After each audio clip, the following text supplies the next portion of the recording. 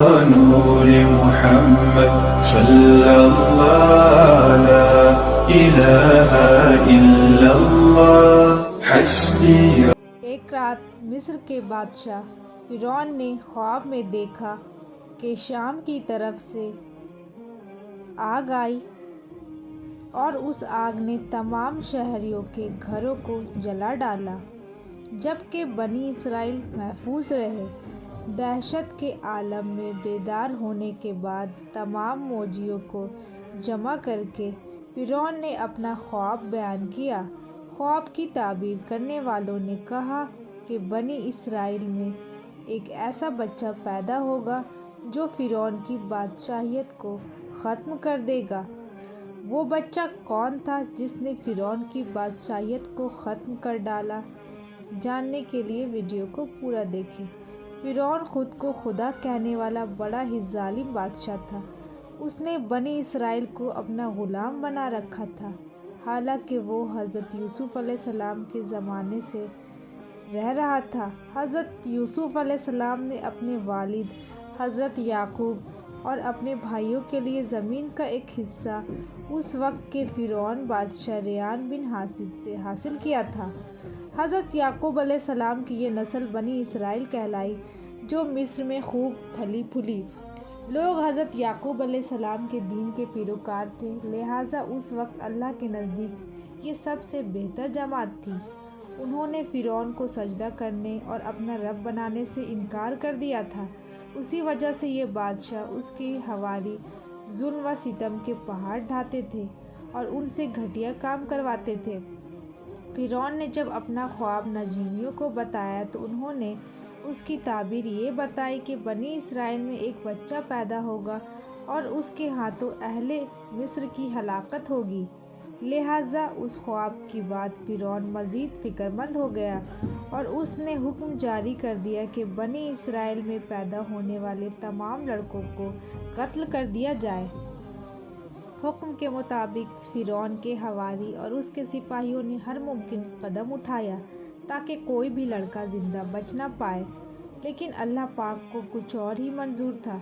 دیکھتے ہی دیکھتے بنی اسرائیل میں پیدا ہونے والے لڑکوں کو فرعون کے حواریوں نے قتل کر ڈالا۔ پھر ایک وقت آیا جب سرداروں نے فرعون سے کہا، اگر بنی اسرائیل کے لڑکوں کو اسی طرح کھلے عام قتل ہوتا رہا تو ہمیں آئندہ کے لیے خدمت گار کیسے ملے گا، اور پھر ہماری یہ کمتر گھٹیا کام کون کرے گا؟ ادھر حضرت موسیٰ علیہ السلام کی والدہ ان دنوں حمل میں تھی۔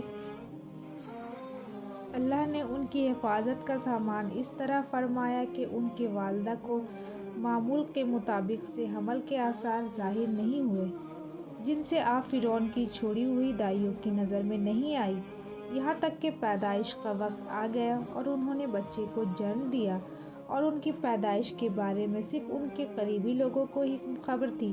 نجومیوں نے فرعون کو خبر دیا کہ یہ بچہ پیدا ہو گیا ہے۔ اس خبر نے فرعون کو بدحواس کر دیا اور گھر گھر تلاشی شروع کر دی۔ حضرت موسیٰ کی والدہ سخت پریشان تھی۔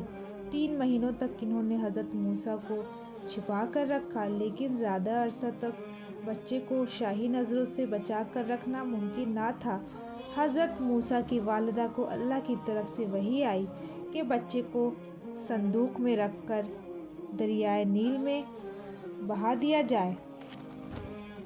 حضرت موسیٰ کی والدہ نے اللہ کے حکم کے مطابق بچے کو صندوق میں رکھا اور دریائے نیل میں بہا دیا، اور ساتھ ہی حضرت موسیٰ کی بہن کو کہا کہ تم اس کے پیچھے چلتی چلی جاؤ۔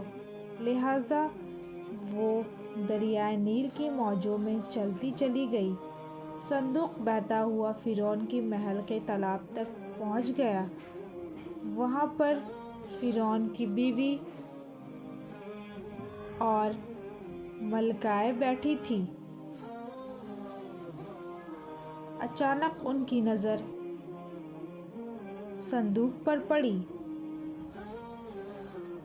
فرعون کی بیوی آسیہ نے کنیزوں کو حکم دیا کہ صندوق کو اٹھا لاؤ، اور جیسے ہی ان لوگوں نے صندوق کو کھولا تو ایک بہت ہی خوبصورت اور نورانی شکل کے بچے کو دیکھا۔ حضرت آسیہ بچے کو دیکھ کر بہت خوش ہوئی اور خوشی سے بچے کو گود میں اٹھا لیا۔ بچے کو دیکھتے ہی حضرت آسیہ کے دل میں بے پناہ محبت ہو گئی اور انہوں نے حضرت موسیٰ کو اولاد بنانے کا فیصلہ کر لیا۔